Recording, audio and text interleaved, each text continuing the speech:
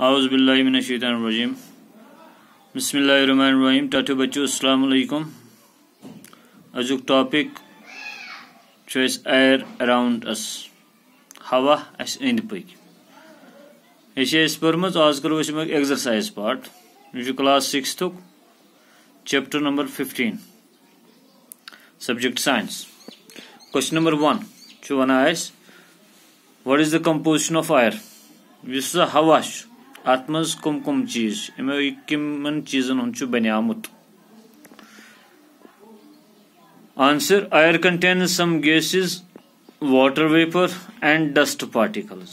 इस सोन हवा अत मज कह गैसेस, कह वाटर वेपर्स तत मज प्रेजेंट बे डस्ट पार्टिकल्स यानी गर्द अत मज।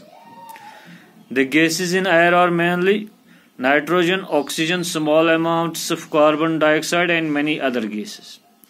यम अत मज गैस तमो मज mainly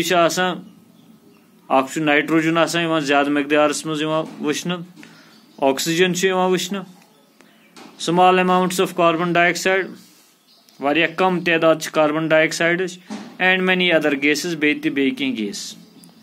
air contains mostly nitrogen and oxygen. यह सवाल मज वोन सह हवा तथ मज ज्यादा पहन ऑक्सीजन, नाइट्रोजन तो ऑक्सीजन मकदार वुचन।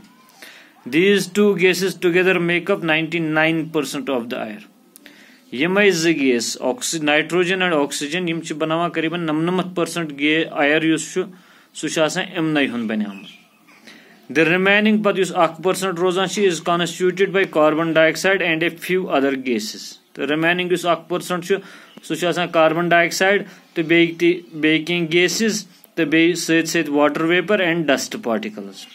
Water vapor and dust particles vary from place to place. इस water vapor तो dust particles तुम vary गसान एक जाय पे बीकी जाय। यानी अगर ये वो साइन जाए वनस ये सपोज वाटर वेपर या डस्ट पार्टिकल तादाद अगर पे श्रीनगर वसो तत वाटर वेपर तो डस्ट पार्टिकल तादाद बदल, so go very from place to place. Question number 2 which gas in the atmosphere is essential for respiration. हवास मज सह कुस गैस रेस्पिरेशन खतर बड़ जरूरी। Answer oxygen in the atmosphere is essential for respiration. इस ऑक्सीजन हवास मज सह गैस रेस्पिरेशन खतर जरूरी, खालन वालन खतर जरूरी।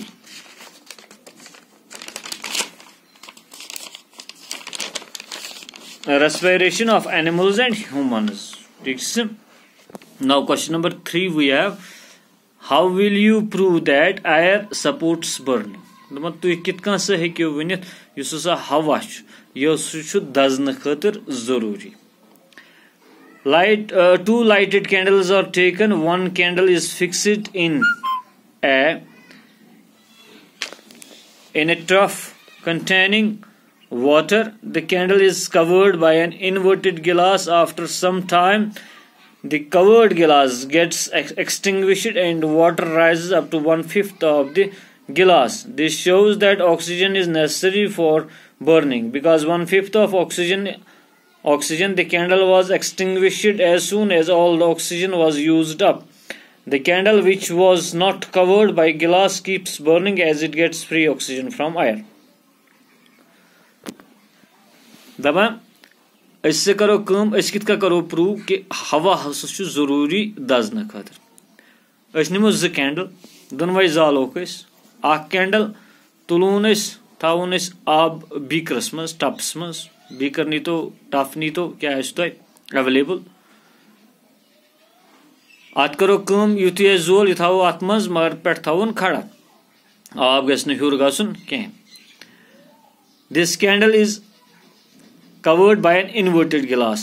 अत पे करो अनो गिलास सह थो अत पे कह टाइम पत वो यह गिलास कैंडल ये पे गिलास यह गुमुत छत तिज ऑक्सीजन अत मौजूद सह यूज कोर्मुत तम पत सह गुमुत छत अत ऑक्सीजन अवेलेबल कहें। आब यह खस थोड़ा हुर पहन। दिस शोज यह क्या हावान कि oxygen that is necessary for burning क्या आब हुर पन खोत यह ऑक्सीजन सह गो यूज आब खोत हुर वह ब्या कैंडल सह निबर कन जोलमुत सह गि छत कहें ब्या मिसाल वन बह तुम अनु शमा जन तुम जोलुक थोन इथे कना बीक्स पे थो गिलास कह टाइम पत अगर वो सह गिलास ये शमस पे सह शमा छत गुमुत क्या गिलासस मज सह एयर हम यूज कोर सह मकलियाव तत सह ग खत्म सह ग छत तवे हवा जरूरी दजन खतर। Question number 4 how will you support that air is dissolved in water तुम कित हेकू यह वनित कि आबस मज हवा आबस मज हवा when a beaker containing water is heated टिनी bubbles appear on the inner side these bubbles appear before the water starts boiling so these must be air bubbles dissolved in water this shows that water contains air यम experiment सवाल क्योंकि बदकिस्मती school बंद नत हेको experiment तत कर दपान ये हसा नमो बन बीकर बन नमो थो अत मज आब पतल नमो थो तथ मज आब अत आबस जालो तल गैस जालो अत खालन ग्राख कह टाइम गचित अगर वो यह आब युथी अत ग्राख हेवान खसान अत खसान लकट लकट बबल्स फिट ही